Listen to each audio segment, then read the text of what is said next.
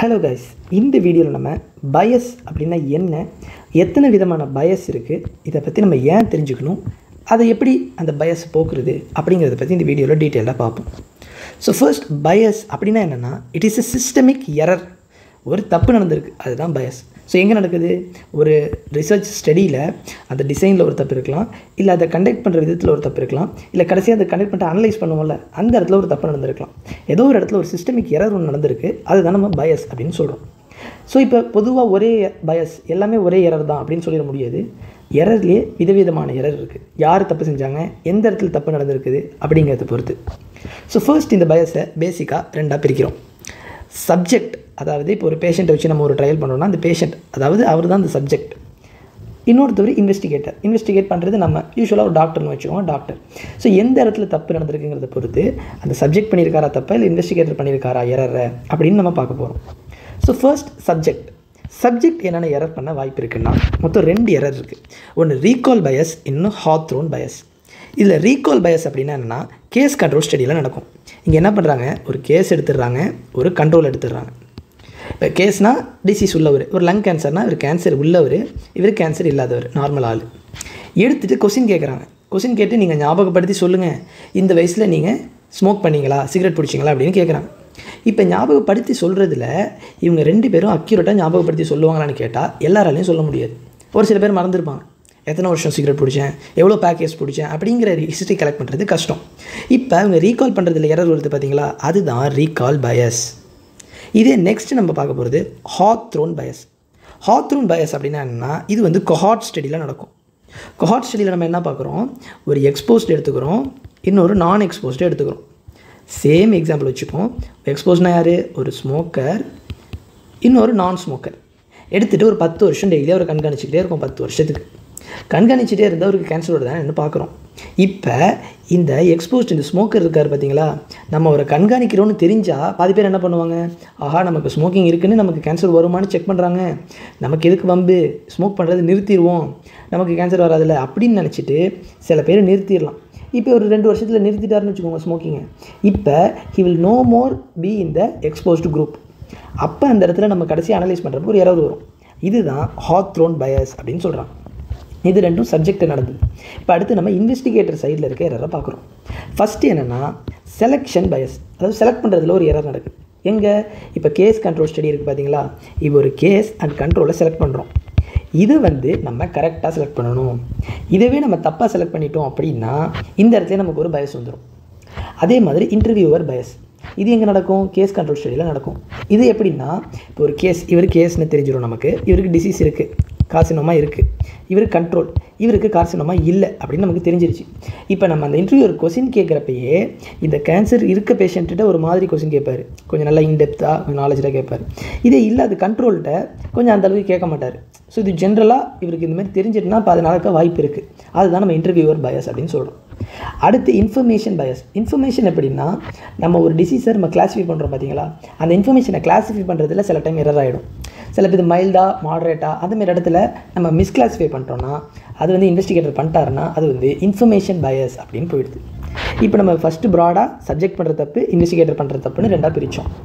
அடுத்து நம்ம இன்னொரு விதமாகவும் பிரிக்கலாம். எப்படின்னா selection bias and observational bias அப்படின்னு. இங்கே செலெக்ஷன் பயஸ்னால், ஃபஸ்ட்டு ஒரு ரிசர்ச்சை ஸ்டார்ட் பண்ணுறோன்னு வச்சுக்கோங்க, அப்போ வந்து நம்ம செலக்ட் பண்ணுவோம் பேஷண்ட்டை, அதாவது சப்ஜெக்டை. அந்த செலக்ட் பண்ணுறப்ப என்னென்ன தப்பு நடக்கலாமோ அதெல்லாம் செலெக்ஷன் பயஸில் வந்துடும். இங்கே செலக்ட் பண்ணிவிட்டு நம்ம என்ன பண்ணுவோம், டேட்டாவை கலெக்ட் பண்ணிட்டு அனலைஸ் பண்ணிவிட்டு கடைசியாக அனலைஸ் பண்ணுவோம், அந்த பேஷண்ட்டை அப்சர்வ் பண்ணுவோம். இது எல்லாமே இந்த அப்சர்வேஷன் பயஸில் வந்துருக்கு. இப்படியும் நம்ம ப்ராடாக பிரிக்கிறோம். ஃபஸ்ட்டு தப்பு யார் செஞ்சாங்கன்னு பார்த்தோம், இப்போ தப்பு எங்கே செய்கிறாங்க, செலெக்ஷன்லேயே செஞ்சிடறாங்களா இல்லை அடுத்த அப்சர்வேஷன் 2வது பார்ட்டில் செய்கிறாங்களான்னு பிரிக்கிறோம். இப்போ செலெக்ஷன்லேயே பிரிக்கிறது மொத்தம் 5 டைப்பாக பிரிக்கிறாங்க. அதில் ஃபர்ஸ்ட் டைப் என்னென்னா சாம்பிளிங் பயஸ். இங்கே வந்து என்னென்னா, நம்ம ஸ்டடி பாப்புலேஷன் வந்து டார்கெட் பாப்புலேஷனோட டிஃப்ரெண்ட்டாக இருக்கும். அது எப்படின்னா, இப்போ நம்ம ஒரு ஊர் ஃபுல்லாக, இப்போ சென்னை ஃபுல்லாக இருக்க பாப்புலேஷனை ஒரு ஸ்டடி பண்ணுறோம்னா, நம்ம சும்மா ஒரு 100 பேரை பிடிச்சோன்னு வச்சுக்கோங்க, அந்த ஸ்டடி பண்ணிட முடியுமா, முடியாது. அந்த பாப்புலேஷனுக்கு ஈக்குவலண்ட்டான, அதாவது எல்லாருக்கும் பண்ணணும்னு சொல்ல முடியாது, அட்லீஸ்ட் அந்த பாப்புலேஷனுக்கு பேரலாக ஒரு அல்காரிதம் மாரி வச்சு அது ஈக்குவலண்ட்டான ஆளை வச்சு அதுக்கு தகுந்த மாதிரி எல்லாரோட ஹோம் டவுன் என்ன அதெல்லாம் வச்சு பண்ணணும். அதுதான் சாம்பிளிங் பயஸ். அடுத்து என்னென்னா நான் ரெஸ்பான்ஸ் பயஸ் அப்படின்னு. ஸோ செலெக்ஷனில் இப்போ நீங்கள் வந்து ஒரு ரெஸ்பாண்டர் நான் ரெஸ்பாண்டர்னு 2 இருக்குது. இப்போ ரெஸ்பாண்டர்னால் நீங்கள் 10 கொஸ்டின் கேட்டிங்கன்னா அந்த 10 கொஸ்டினுக்கும் அவர் கரெக்டாக பார்த்து அவர் யோசிச்சு பதில் சொல்கிற ஆளும் இருக்காங்க. இதே சும்மா சர்வே தானே, ஏதோ எல்லாத்துக்கும் நோ போட்டு விடுவோம், எல்லாத்துக்கும் எஸ்எஸ்ன்னு போட்டு விடுவோம் அப்படிங்கிற ஆளுங்களும் இருக்காங்க. இந்த நான் ரெஸ்பாண்டர் ஒழுங்காக ரெஸ்பாண்ட் பண்ணாமல் அவங்க ரெஸ்பாண்ட் பண்ணாமலும் இருக்க மாட்டாங்க, வந்து சும்மா பண்ணிவிடுவோமேனு ஏதோ பண்ணி விட்ருவாங்க, எல்லாத்துக்கும் எஸ்எஸ்ன்னு தொட்டு போயிடுவாங்க. அப்படி இருக்கவங்க பண்ணுறதால ஒரு எரர் வருது. அதுதான் நான் ரெஸ்பான்ஸ் பயஸ். அடுத்து வந்து பெர்கிசோனியன் பயஸ். இந்த பெர்கிசோனியன் பயஸ்னால் ஒரு பர்டிகுலர் ஹாஸ்பிட்டல் பேஸ்டு ஒரு பாப்புலேஷனை நம்ம டார்கெட்டாக எடுத்துகிட்டு அதை நம்ம வந்து டார்கெட் பாப்புலேஷனோட மேட்ச் பண்ணால் சில எரர் வரும். ஃபார் எக்ஸாம்பிள் எப்படின்னு பார்த்துக்கிட்டிங்கன்னா, இப்போ ஒரு சென்னை மாதிரி ஒரு ஊர் எடுத்துக்கோங்க. சென்னையில் ஒரு பெரிய எம்எம்சின்னு ஒரு ஹாஸ்பிட்டல் இருக்குது. அங்கே வந்து நீங்கள் ஒரு ரேர் டிசீஸை வந்து செக் பண்ணுறீங்க அப்படின்னா, நீங்கள் அந்த இப்போ தஞ்சாவூருக்கான ஊரை நம்ம தஞ்சாவூரில் செக் பண்ணலாம், திருச்சிக்கான இதை திருச்சி மெடிக்கல் காலேஜில் செக் பண்ணலாம். ஆனால் சென்னைக்கான பாப்புலேஷனை நீங்கள் எம்எம்சியில் செக் பண்ணால் என்ன வரும்? ஊரில் இருக்க எல்லா சிவியர் கேஸும், தஞ்சாவூரில் இருக்க கேஸும் இங்கே ரெஃபர் பண்ணியிருப்பாங்க, திருச்சியிலேருந்தும் ரெஃபர் பண்ணியிருப்பாங்க, கன்னியாகுமரியிலேருந்து ரெஃபர் பண்ணியிருப்பாங்க, எல்லா ஊர்லேருந்தும் ரெஃபரல் வந்திருக்கும். ஸோ நீங்கள் இப்போ இந்த எம்எம்சியில் இருக்க கேஸ் எடுத்தால் அது வந்து சென்னையோட மேட்ச் ஆகுமா? கண்டிப்பாக ஆகாது. ஏன்னா எம்எம்சியில் இருக்குது அதுதான் டெர்ஷரி கேர். ஸோ ஹாஸ்பிட்டல் நல்லா இருக்குது, அங்கே கேர் நிறையா இருக்குதுன்னு சொல்லிட்டு எல்லா ஊர்லேருந்து இங்கே வந்திருப்பாங்க. அப்படி இருக்கிறப்ப நீங்கள் சென்னைக்கு பார்க்கணுன்னா சென்னையில் இருக்க MMC medical college, Madras medical காலேஜை மட்டும் பார்த்தா சென்னை இதை கண்டுபிடிச்சிடலான்னு கேட்டால் அது தப்பு. ஏன்னா அந்த ஹாஸ்பிட்டல் பேஷண்ட்டில் எல்லா ஊருக்காரங்களும் இருப்பாங்க. ஸோ இதுதான் பெர்கிசோனியன் பயஸ்.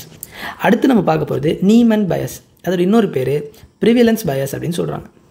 இது என்ன அப்படின்னா, இப்போ நம்ம வந்து ஒரு கேன்சர் பேஷண்ட்டை எடுத்து பார்க்குறோம். பார்த்துட்டு அவருக்கு எக்ஸ்போஷர் இருக்கா, சின்ன பிள்ளையில் அந்த எக்ஸ்போஷர் இருந்திருக்கா அப்படின்னு பார்க்குறோம். இப்போ ஒரு நம்ம 40 இயர்ஸ் ஆஃப் ஏஜில் இருக்க எல்லா பாப்புலேஷனுக்கும் நம்ம செக் பண்ணுறோன்னு வச்சுக்கோங்களேன். இப்போ அந்த 1 இயர் ஆஃப் லைஃப் சின்ன பிள்ளையில் ஒரு எக்ஸ்போஷர் இருக்கான்னு எல்லாத்தையும் கேட்டுட்டு வரோம். இங்கே என்ன நடக்கும்னா, சில டிசீஸ் வந்து இந்த 1 இயரில் எக்ஸ்போஷர் இருந்தால் அவங்க 20 வயசுலேயே இறந்துருவாங்க அப்படிங்கிற மாதிரி ஒரு டிசீஸ் இருக்கும். இப்போ நம்ம 40 வயசுக்காரங்களை மட்டும்தானே பார்க்குறோம்.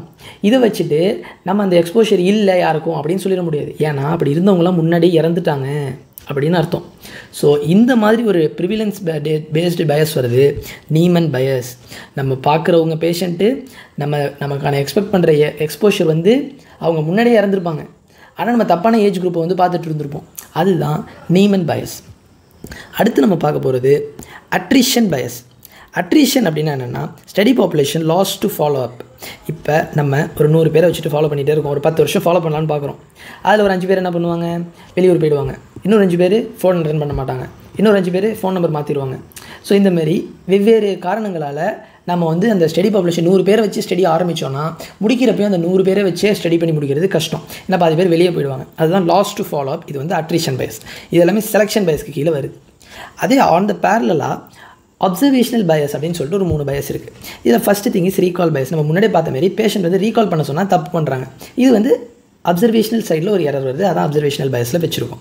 அடுத்து மிஸ்கிளாசிஃபிகேஷன் பயஸ். இந்த மிஸ்கிளாசிஃபிகேஷன் பயஸ் என்னென்னா, தப்பாக கிளாஸிஃபை பண்ணிடுறாங்க. ஒரு டிசீஸையோ ஒரு மைல்டு மாடல்னு சொன்னோம்ல, அதுமாரி அப்சர்வருக்கு முன்னாடியே தெரிஞ்சுட்டு அப்சர்வ் பண்ணுறப்ப அப்படின்னா அவர் அதுக்கு தகுந்த மாதிரி, இப்போ ஒரு பேஷண்ட் கேன்சர் இருக்காங்க, அவங்க வந்து மைல்டாக ஸ்மோக் பண்ணுறாங்க. இன்னொரு நார்மல் பேஷண்ட் இருக்காங்க, அவங்க வந்து சிவியராக ஸ்மோக் பண்ணுறாங்க. இப்போ இந்த நம்ம அப்சர்வருக்கு தெரிஞ்சிட்டுன்னு வச்சுக்கோங்க, ஓகே இவங்களுக்கு கேன்சர் இருக்குது, இவங்களுக்கு கேன்சர் இல்லைன்னு தெரிஞ்சால் அவர் என்ன பண்ணி விடுவார், சரி மைல்டு தானே எப்படியும் அதனால தான் வந்திருக்கோம் அப்படின்னு சொல்லிட்டு இதை ஒரு மாடரேட் ஆக்கி விடுவார். இவங்களுக்கு சிவியராக இருந்தாலும் வரலையே கேன்சரு, அப்போ அவங்க சிவியராலாம் ஸ்மோக் பண்ணியிருக்க மாட்டாங்க அப்படின்னு சொல்லிட்டு இவங்களுக்கு ஒரு மைல்டு ஆர் மாடரேட்னு மாற்றி விடுவார். ஸோ இதெல்லாம் தான் மிஸ்கிளாசிஃபிகேஷன் பண்ணுறது, மிஸ்கிளாசிஃபிகேஷன் பயஸ். அடுத்து வந்து ரிப்போர்ட்டிங் பயஸ். ஸோ ரிப்போர்ட்டிங் பயஸ்னால் இப்போ ஒரு ஊரில் இருக்க சோஷியல் ஸ்டிக்மாவை பொறுத்து. இப்போ நீங்கள் லெப்ரசி தேடணும் அப்படின்னு போனீங்கன்னா, லெப்ரசிக்கு அந்த ஊரில் நல்ல ஸ்டிக்மா ஜாஸ்தியாக இருந்ததுன்னா, ஒரு பேஷண்ட்டுக்கு ஒரு ஹைப்போபிக்மெண்ட் பேட்ச் இருந்தாலுமே அவங்க வெளியில் வந்து சொல்ல மாட்டாங்க. அவங்க அமைதியாக இருந்துட்டு நமக்கு எதுக்கு சொல்லிட்டு வம்பு, நமக்கு மேலே அப்புறம் நம்மளை ஒதுக்கி வச்சுருவாங்க அப்படிங்கிற பயத்தில் சொல்லாமல் இருப்பாங்க. இந்தமாரி சில டிசீஸ் வந்து அண்டர் ரிப்போர்ட் ஆகும், சில டிசீஸ் வந்து ஓவர் ரிப்போர்ட் கூட ஆகும். அதுதான் ரிப்போர்ட்டிங் பயஸ் அப்படின்னு சொல்கிறோம். ஸோ இன்னொரு ஸ்பெஷல் பயஸ் ஒரு 2 டைப் இருக்குது. அது என்னென்னு பார்த்தீங்கன்னா, பிக்மேலியன் பயஸ் அண்ட் கோலம் பயஸ் அப்படின்னு 2 பார்க்க போகிறோம். இல்லை Pygmalion பயஸ்னால் when there is high expectation or high motivation அப்படிலாம் இருந்துச்சுன்னா the performance will be high. இப்போ நீங்கள் ஒரு டெஸ்ட்டுக்கு போயிட்டு நல்லா மோட்டிவேட் பண்ணி நம்ம வந்து ஒரு ஸ்மோக்கரை வச்சு லங் கேன்சர் இருக்கான்னு கண்டுபிடிக்க போகிறோம். அவங்கள வச்சு இப்போ மோட்டிவேட்டர் வந்து என்ன சொல்கிறாரு, ஸ்மோக்கிங் இருந்தால் லங் கேன்சர் வந்துடும் அப்படின்னு நல்லா இன்டென்சிஃபை பண்ண ஆரம்பிச்சார்னா மக்கள் மனசில் ஒரு பயம் வந்து நமக்கு அந்த இது மாறுதுன்னு சொன்னால, அது வந்து அந்த மோட்டிவேஷனை பொறுத்து நமக்கு பெர்ஃபார்மன்ஸ் சேஞ்ச் ஆகுது. அது வந்து அப்படி ஆகக்கூடாது. அப்படி ஆனாலுமே அது ஒரு எரர் தான் நம்ம ரிசர்ச்சை பொறுத்த வரைக்கும். அது வந்து பிக்மேலியன் பயஸ். அதுவே கோலம் பயஸ்னால் பெருசாக மோட்டிவேஷன்லாம் இல்லை, பெருசாக அவர் ஒன்றும் கண்டுக்க மாட்டாங்க இன்வெஸ்டிகேட்டரு, சும்மா வராரு, பெரிய எக்ஸ்பெக்டேஷன்லாம் இல்லை அவருக்கு, சும்மா வந்துட்டு சும்மா மேலாப்பில் பார்த்துட்டு போயிட்டுருக்காரு அப்படின்னா பேஷண்ட்டோட ரெஸ்பான்ஸும் அதுக்கு தகுந்த மாரி கம்மியாக தான் இருக்கும், பெரிய அளவில் ரெஸ்பாண்ட் பண்ண மாட்டாங்க. ஃபார் எக்ஸாம்பிள் நம்ம லெப்ரசி முன்னாடி பார்த்தோம், அந்த லெப்ரசியுமே ஒரு பேஷண்ட் நல்லா போய் ஒரு இன்வெஸ்டிகேட்டர் போய் அந்த ஸ்டடி சப்ஜெக்ட்டை நல்லா எக்ஸ்பிளைன் பண்ணி இதனால தான் பார்க்குறோம், இதுமாரி இருந்தால் பார்த்துக்கணும், இதனால் இந்த ஆபத்து அப்படின்னு நல்லா எக்ஸ்பிளைன் பண்ணி நல்லா மோட்டிவேட் பண்ணி இருந்தால் பேஷண்ட்டு நல்லா வந்து சொல்லுவாங்க. சில பேஷண்ட் நிறையா கூட சொல்லிடுவாங்க, அதுவும் தப்பு. இதே மோட்டிவேஷன்லாம் இல்லை, அந்த இண்டஸ்ட்ரியை சும்மா போய் ஒயிட் பேட்ச் இருக்கா, இல்லை போங்க போங்க அப்படி சும்மா அனுப்பி விட்டுட்டு இருந்தாரு, என்னென்ன எக்ஸ்பிளைன் பண்ணாமல் பண்ணிட்டு இருந்தாரு அப்படின்னா ஒருத்தவங்களுக்கு உண்மையிலே இருந்தாலுமே அவங்க வந்து அதை சொல்ல மாட்டாங்க. ஸோ அதனால் அதுதான் கோலம் பயஸ். இது ரெண்டுமே எரர் தான். நமக்கு என்னென்ன இருக்கோ அதை அப்படியே வாங்குறது எடுக்கிறது பேர் தான் ரிசர்ச். சரி, இப்போ இந்த பயஸ் இவ்வளோ பயஸ் இருக்குது, இவ்வளோ எரர் இருக்குது, இது போக்குறதுக்கு வழியே இல்லையா அப்படின்னு கேட்டிங்கன்னா கண்டிப்பாக இருக்குது. அதுதான் blinding. Blinding is the only way to remove bias. So இந்த பிளைண்டிங்கில் 3 விதமாக இருக்குது. Single blind, double blind and triple blind. பிளைண்ட்னா ஒன்றும் இல்லை, கண்ணை கட்டுற மாதிரி இந்த இடத்துல கட்டி விட்றாங்க, என்னென்னு தெரியாதமாக ஆக்குறது தான் பிளைண்டிங். ஸோ ஃபர்ஸ்ட் சிங்கிள் பிளைண்டிங்னா சப்ஜெக்டை மட்டும் பிளைண்ட் பண்ணுறது. ஸோ இப்போ நம்ம கேஸ் கண்ட்ரோல் அப்படின்னு பிரிக்கிறோம்ல, இந்த சப்ஜெக்டை மட்டும் பிளைண்ட் பண்ணிட்டா அவங்களுக்கு மட்டும் யாருன்னு தெரியாது, அவங்களுக்குள்ள இவர் சப்ஜெக்டாக இதானு. ஆனால் டபுள் பிளைண்டிங்னா சப்ஜெக்டையும் கண்ணை கட்டுறோம், இன்வெஸ்டிகேட்டர் கண்ணையும் கட்டிடுறோம். இப்போ ஒரு இன்வெஸ்டிகேட்டர் போய் கேட்குறாரு சப்ஜெக்ட் அப்படின்னா அவருக்கு வந்து நம்ம கேட்க போகிற ஆள் வந்து ஒரு கேன்சர் பேஷண்ட்டா இல்லை கண்ட்ரோலா அப்படின்னு அவருக்கு தெரியாது. அவர் ஜஸ்ட் ஒரு ஸ்டடி சப்ஜெக்ட் அப்படின்னு நினச்சி தான் கேட்பார். ஸோ இது பண்ணுற மூலயமா அந்த இன்வெஸ்டிகேட்டர் வந்து அவர் யோசித்து எல்லா கொஸ்டினுமே அவர்கிட்ட டேரெக்டாக கேட்டு இந்த மிஸ்கிளாசிஃபிகேஷன் அதெல்லாம் தடுக்கலாம். அடுத்து ட்ரிபிள் பைண்டிங்னா என்னென்னா சப்ஜெக்ட்டுக்கும் தெரியாது, இன்வெஸ்டிகேட்டருக்கும் தெரியாது, கடைசி அனலைஸ் பண்ணுறாரு பாருங்க அனலிஸ்ட்டு, அவருக்குமே தெரியாது யார் யார் என்னென்னு. எல்லாம் அப்படியே பிளைண்டாக வந்து ஒரு ரிசர்ச் போடுறாங்க, ஒரு டேட்டாவை அனலைஸ் பண்ணுறாங்க. அப்போ தான் அந்த ஊரோட உண்மையான இது அப்படியே நமக்கு கிடைக்கும். So which is the best type of பிளைண்டிங்னா it is definitely the triple blinding method. But which is the most common type of பிளைண்டிங்னா டபுள் பிளைண்டிங் மெத்தட். இதை நம்ம தெரிஞ்சுக்கணும். So this is all about blinding. இப்போ பயஸை பற்றி ஒரு சின்ன ஓவர்வியூ. ஃபஸ்ட்டு பயஸை வந்து இந்த ஒரு இமேஜில் எல்லாம் இருக்குது, இது வேணால் ஒரு ஸ்க்ரீன்ஷாட் எடுத்துக்கோங்க. ஃபர்ஸ்ட் பயஸ் வந்து 2ஆக பிரித்தோம். ஒன்று வந்து சப்ஜெக்ட் பண்ணுற தப்பு, இன்வெஸ்டிகேட்டர் பண்ணுற தப்பு.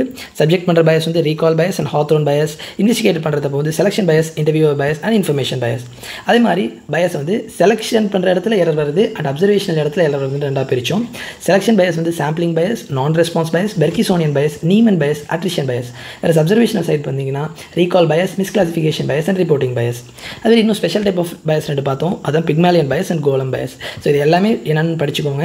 தென் ஃபைனலாக பிளைண்டிங் மெத்தட் தான் நம்ம வச்சு இந்த பயஸை போக்குறதுக்கான மெத்தட்னு பார்த்தோம். ஸோ இதில் 3 டைப் இருக்குது, single blind, double blind and triple blind. அந்த 3த்தில் double blind is the most common method, whereas triple blind is the best method to remove bias. So that's all about bias. Thank you.